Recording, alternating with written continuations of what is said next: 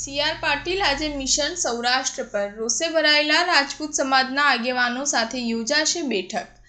રાજકોટ લોકસભા બેઠકના બીજેપીના ઉમેદવાર પરસોત્તમ રૂપાલાએ ક્ષત્રિય સમાજ વિશે અભદ્ર ટિપ્પણી કરતા ક્ષત્રિય સમાજ રોષે ભરાયો છે. રાજ્યમાં રાજપૂત સમાજ દ્વારા આવેદન આપી વિરોધ કરવામાં આવી રહ્યો છે તેમજ ચૂંટણીના ગંભીર પરિણામો ભોગવવા પડશે તેવી ચીમકી રાજપૂત અગ્રણીઓએ આપી છે.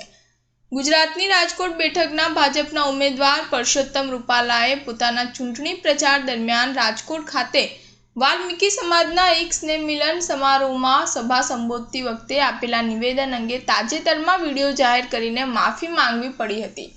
પરંતુ રાજપૂત સમાજમાં રૂપાલાના વિવાદિત નિવેદનને લઈ હજુ પણ રોષ યથાવત છે.